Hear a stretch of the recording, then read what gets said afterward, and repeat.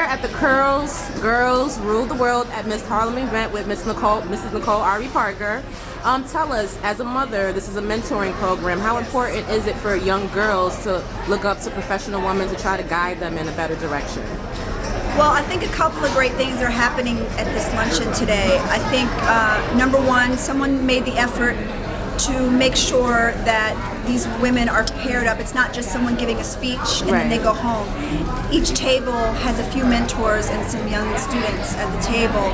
But there's also the aspect of the follow-up and how you can't just motivate someone in an afternoon. You have to follow up because life is constantly, presenting challenges to these young women, and sometimes their mom is working or their dad is not there or working, and there's other siblings, and to have someone that you can just send an email to and ask them a question. This is very powerful. Hands-on mentoring is a very powerful tool to uplift our community, both our young women and our young men, and I'm kind of blown away. I'm just a guest today. I came in late. I didn't know if I was going to have to work today. I'm in the city working, and I'm so glad I could be here just to witness the potential in this room. I mean, some of the young girls are coming over to me and telling me about some of their dreams, and I see myself.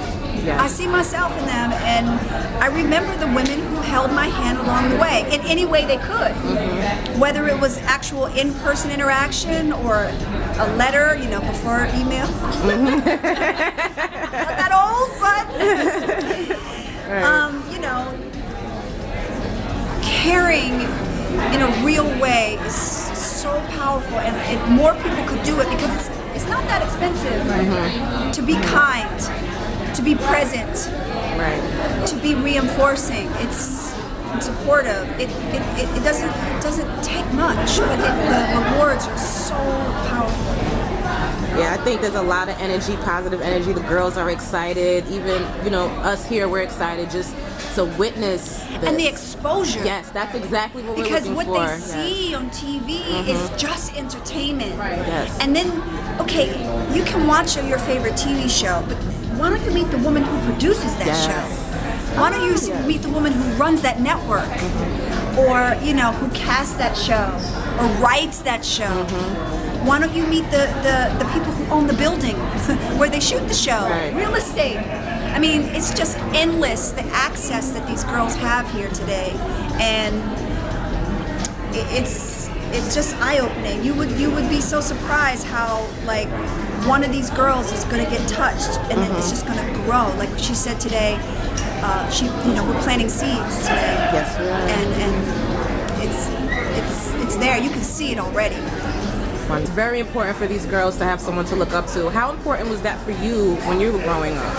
How important was mentoring for me growing up? Correct. I think it was very important. I grew up in the church, so I'm from Cleveland, Ohio. I went to Antioch Baptist Church, and I think that set the tone for my entire life of how I was to walk on the planet. My mom always said that leaders serve God's people. You are here to serve the needs of God's people.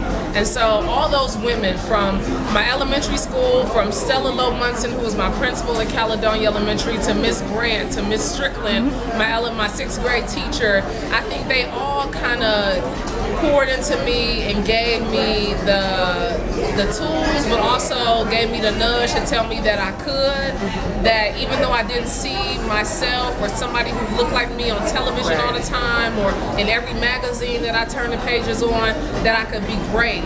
And so every woman, from Delta Sigma Theta, from those women growing up, they showed me that I could be a Delta, and I went on to college and did that. It was just so many women that kind of, lit the path for me, and they made me see who I could become.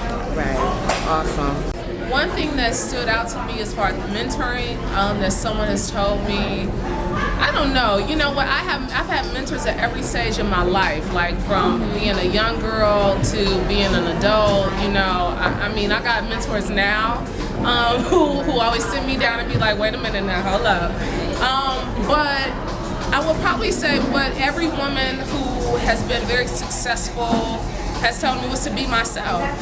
Be my authentic self. Be unapologetic about who I was and who I am, and then who I'm going to be, because who I'm going to be might not be who I am right now. You know, like I'm a chameleon. I'm gonna change form and shape as I grow and go and do. And so I wanted, I think it's just being myself. But it's taken a long time for me to get to that point, to become comfortable in my skin, in my hair, and in all this, melanated splendor.